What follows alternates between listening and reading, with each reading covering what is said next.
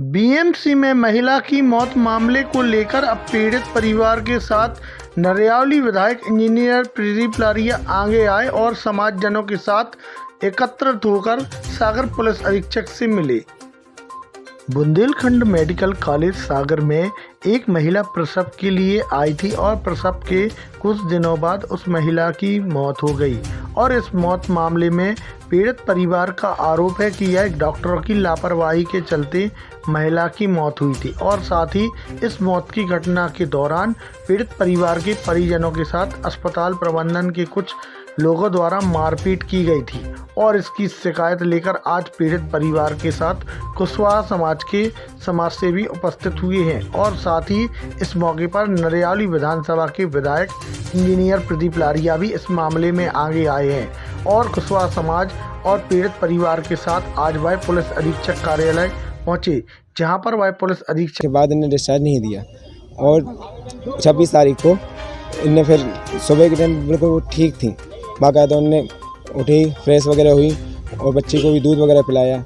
उसके बाद फिर डॉक्टर आए, उनने 4-5 इंजेक्शन जो कि उनकी मृत्यु हो गई है।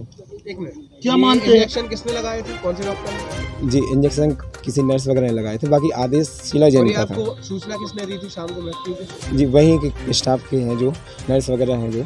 क्या मानते हैं इस तरह के जो उन्होंने पहले तो बोल दिया कि मृत्यु हो गई, बाद में आश्वासन देने लगे कि नहीं वो बिल्कुल ठीक है। तो मुझे ठीक है तो मिलने दो, मिलने नहीं दिया। तो जो उन्होंने ताले वगैरह लगे, फैमिली में थोड़ा बहुत गेट ताला तोड़ने लगे थे। तो जितने भी जो गुंडे हैं मेडिकल में, जो पढ़ने वाले छात्र हैं, हॉस्टल में रहने वाले और कर्मचारी, ये करीब बहुत भारी मात्रा में करीब 100-150 लोग आए जो अपने डंडे हथियार वगैरह लेके आए।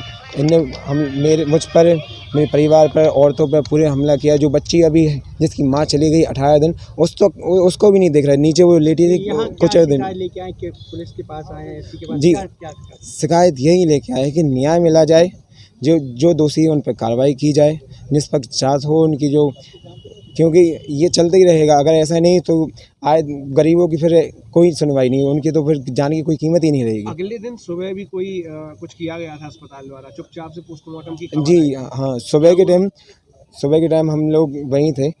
हम लोग क्या है, पूरा प्रशासन मिला हुआ है। हम लोग ने धरना प्रदर्शन भी किया वहाँ पर, क्योंकि ये बॉडी वगैरह जो स्टाफ के लोग और ये पुलिस वाले हैं, ये सब बॉडी लेके जा रहे थे। पुलिस भी थी उनके साथ? जी, पुलिस भी थी, पूरी वीडियो वगैरह भी ये सब है हम लोग के पास। ये पोस्टमार्टम के लिए कितनी देर चक्का जाम किया आप लोगों ने और उसके बाद क्या आश्वासन मिला? करीब 3 घंटे हम लोगों ने चक्का जाम किया। आश्वासन ये दिया गया कि इसकी जांच जैसे आप चाहते हो उसकी पोस्टमार्टम होगा और जांच की कार्रवाई वगैरह की जाएगी, लेकिन अभी तक कुछ नहीं हो रहा। हम लोग कार्रवाई चाह रहे हो? अभी कार्रवाई, हम FIR डालने गए तो हमारी FIR तक लिखने को तैयार नहीं है, तो कार्रवाई क्या हो रही? कुछ कार्रवाई, बस कार्रवाई ये चाहिए हम लोग को इंसाफ मिले। जो बच्ची है 18 दिन की, उसकी जो माँ गुजरी है, उसे इंसाफ मिले, बस यही चाहते हैं हम लोग।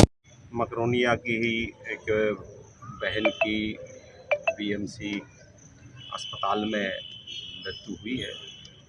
उनके परिजन आज सुबह हमारे पास आए थे। उन्होंने कहा कि वहाँ के स्टाफ की लापरवाही के कारण ये घटना घटित हुई है। कोई इंजेक्शन लगने के बाद स्थिति परिस्थिति ऐसी निर्मित हो गई और उसके बाद उनकी डेथ हो गई। तो कुल मिलाकर आज SP साहब से मिले हैं, मैंने सुबह कलेक्टर से भी चर्चा की है। कुल मिलाकर इनका परिवार का ये विषय है कि इस पर जांच होना चाहिए। अच्छा, BMC से ये कोई पहला मामला नहीं है? पहला विषय, पहले अपन इस विषय पर चर्चा कर लें थोड़ा सा। पहला विषय तो यही है कि कुल मिलाकर जो परिवार का कहना है कि इंजेक्शन के बाद मृत्यु हुई है, तो आखिरकार ऐसी क्यों परिस्थिति बनी, तो इसके लिए कोई बोर्ड गठित हो जाए। दूसरा इनका था कि PM कोई पैनल से हो, तो पैनल से PM हो रहा है।